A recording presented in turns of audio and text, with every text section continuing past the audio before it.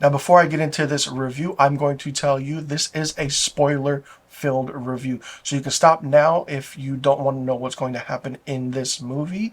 But if you do want to know, then continue watching. Strange Darling is a 2023 American thriller film written and directed by J.T. Molnar with the cinematography by Giovanni Ribisi. Yes, the actor Giovanni Ribisi. The movie runs for 96 minutes long. It premiered at the Fantastic Fest Film Festival in Austin, Texas on September 22nd, 2023. Magenta Light Studios picked up the distribution rights and it was released in theaters in limited theaters on August 23rd, 2024. The film stars Willa Fitzgerald, Kyle Gallner, Barbara Hershey, and Ed Begley Jr. It is set in rural Oregon and it focuses on a man and woman who engage in a one-night stand at a motel, but after that, it's a cat and mouse game of murder. Yes, you heard that correctly. It is divided into 6 narrative chapters, which I did not expect at all, but there's a point to it. It's arranged in a non-linear order fashion, kind of has that nice Tarantino feel to it, and it's presented as a dramatization and the pinnacle of a serial killer's year-long spree in the western United States.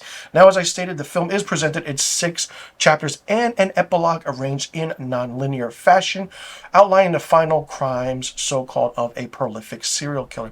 We start off in Hood River County, Georgia. A woman who goes by the Lady meets a man who goes by the Demon, meet at a bar, and they kind of go to a local motel to engage in a one-night stand. But prior to renting the room, the lady kind of explains to the demon the risk that women have engaging in such behavior, so to speak, with men, and makes him answer whether or not he is a serial killer or not. After he says no, the lady agrees to proceed and asks the demon to engage in sadomasochistic roleplay. I mean, right off the bat, we're not even half an hour into this movie, it gets right to the crazy parts, in which he pretends to be a murderer and she is the victim. So, I mean, it's like, okay, what's going on? After hours of role-playing, the lady insists they try cocaine before engaging in more sex and intercourse, in which the demon agrees or the man agrees. When the lady becomes and begins acting kind of, in a way, laid back, she denies the man sex. So then she reveals that she has in fact dosed him with ketamine, which renders him severely sedated and he can't move at all. The acting by Willa Fitzgerald and Kyle Gallner is really, really good. Kyle Gallner is starting to become that horror actor you see in a lot of indie horror films, which is really, really good.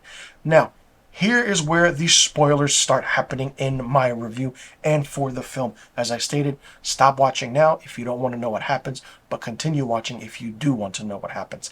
We find out that the lady is in fact a prolific serial killer herself, named the Electric Lady by the media, and she carves the initials of her kind of name and what she does into the demon's chest. While she rifles through his belongings and stuff, we find out that the demon, or this man, is actually a police officer. She prepares to stab him to death, but then regains his faculties and a whole cat and mouse game ensues. She goes to a stolen car after stabbing the desk clerk to death at the motel and is pursued by the demon in his truck. And on a rural stretch of highway, she shoots at his vehicle, causing him to crash as she flees in the woods. She stumbles into a farmhouse where she meets 2 doomsday preppers, and it's really interesting because the doomsday preppers are played by Barbara Hershey and Ed Begley Jr. You know Ed Begley Jr. is really, really big on the whole kind of environmental thing, so him in this role was really good, but he has a short role. Ed Begley Jr. plays Frederick, and Barbara Hershey is Genevieve. Now, when Genevieve goes to retrieve some medicine for the lady kind of kills Frederick as he attempts to phone the police. But then Genevieve seizes the opportunity to run and flee into the woods. Seeing Barbara Hershey once again in a horror film is really, really good. And while the lady retreats back to the farmhouse, and she hides in a chest freezer. Now the demon, the guy, the police officer, eventually finds her and punches her and handcuffs her to the chest before calling fellow Sheriff Pete and the Deputy Gale for backup. Now the lady tells the demon she has only hope to die like Gary Gilmore. Won't go into detail who Gary Gilmore is. You can Google the name, then you know what I'm talking about. She kind of confesses in a way, tearfully, like pleading to him, don't kill him, and that during their sexual encounter, she kind of was starting to fall in love with him. Of course, if you can believe that in a weird, strange way. She then sprays him with a can of bear spray that was by Genevieve, one of the Doomsday Prepper's essential equipments. A struggle ensues where now the lady bites into the demon's neck, tearing into his jugular vein. She just rips a cord and just takes a chunk of it out, and he bleeds to death. The demon, the cop, the guy is dead. Like, that's it. Boom, dead, gone. Which was very unexpected. She steals his concealed pistol. She gets out of the handcuffs. And then we see Deputy Gale and Sheriff Pete arrive. The lady is laying in the handcuffs and in the freezer with her pants pulled down, saying that the demon or the cop was, forcibly raped her, blah, blah, blah, this and that, so on and so forth. But we see that Pete does not really like the story that she's telling. He doesn't believe her, and then Gail's like, no. She kind of convinces her partner that the lady should receive immediate medical attention. So as the officers escort the lady back to the car, Genevieve appears along the road and flags them down, but the lady shoots her before she can explain what happened to her. Now, it's really, really crazy how everything pursues after this. This is all a 96-minute movie. And this is all happening really, really fast. Basically, in a way, we see the ending where it's really, oh my God, it's so different how you thought it would end than what it did end in a way. So the lady then forces Gail and Pete to give her their guns before ordering Gail out of the car. Pete drives the lady further down the road before she has him to stop, and in a way kind of considers her next move because she doesn't know what to do because she didn't expect all this to happen. When Pete asks why she kills, she tells him that she sometimes doesn't see humans, she just sees devils. In a way, in her own words, before she shoots him in the head. Now, she stumbles out further down the road, and when another woman driving another car picks her up, when the lady draws her pistol, yes, the lady draws her pistol, this serial killer, the driver returns fire, shooting the lady. What? Okay, did not expect that, and you really don't expect it when you're watching it.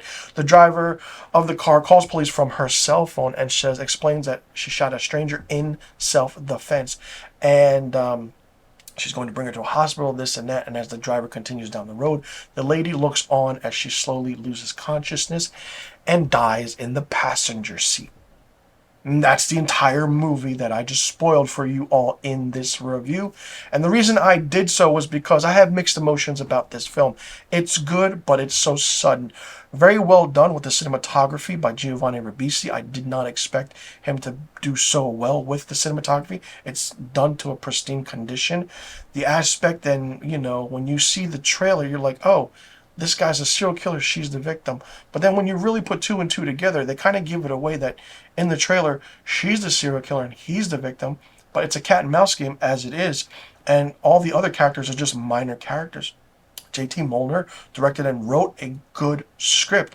I just wanted more. I did not like the ending of how she is trying to escape and all of a sudden this lady probably doesn't know who she is, just shoots her, the other lady, the serial killer, and then that's it. Not really a fan of how that happened, but maybe it was written in a way where we see the aspect of a serial killer always getting away with it in the end, and she finally got what she deserved. Strange Darling, a very, very interesting idea and concept based on what the title is, but I will say it was done in a point where the aspect of the editing by Christopher Robin Bell was really good. The way it was done was great. It was that dark and gritty thriller film that you really don't see. Some say this could be a horror movie. Okay, that's fine. You can put it in any genre you want, but this is more thriller and suspense. And it does open your eyes of what happens with a one-night stand. If you go out with someone, are they really a serial killer? Or, there's that whole perception we know now of sleeping with someone, and are you going to see the next day or whatever it is, and are you going to make it to survive? This was a really, really fast-paced film. It's not slow at all. It just slows down to the points where it's like, all right, get to the next point, and then you see I want to say the four minor characters in this. You see the Doomsday Preppers, who are Genevieve and Frederick, and then you see Pete and Gail, the two police officers who are the demon or the man, the police officers, kind of partners in a way. Other than that, you also hear certain aspects of narration in this, voiceovers. That was played by Jason Patrick as a true crime narrative. And the other thing was really, really good was I loved how it was just that aspect and feeling of when they go into that drug-induced way of how everything goes. It's like, whoa, it's like you're going with them on that ride, which is really, really good. Like I said, I usually don't do spoiler filled reviews or give you the entire film in a review, but I figured why not, because I had mixed emotions about this. And the good thing is that you can tell that it was shot on 35 millimeter film, which is very, very rare these days because everything now is digital. But for what this was really good. And it marked the debut for Giovanni Ribisi being a cinematographer on a film. So kudos to JT Molnar picking Giovanni Ribisi. Maybe he'll do more cinematography on films. That would be great to see, and maybe he'll get an Oscar one day for his cinematography work, because that would be fun to see as well. Great movie from start to finish. If you don't like me doing the spoiler-filled reviews, let me know in the comment section below. If you do like me doing the spoiler-filled reviews, then I will continue doing them on certain films where I see fit, and that I will continue that. But strong cast with Barbara Hershey, Ed Begley Jr., Kyle Gallner, and definitely be on the lookout for Willa Fitzgerald, who will be in a lot more thriller horror films as well, for that matter. For me, Strange Darling gets 5 out of 5 stars. Let me know in the comment section below what you thought about Strange Darling, if you've seen it, and will you be seeing it now that I reviewed it, or will you just take a back seat and, you know, since I gave you a spoiler-filled review, and just wait for it on streaming or whenever you get the chance to see it. Let me know in the comment section below about all the questions I just asked. I'm Mr. Filmstock. Thanks so much for tuning in, and I'll see you all in the next review video.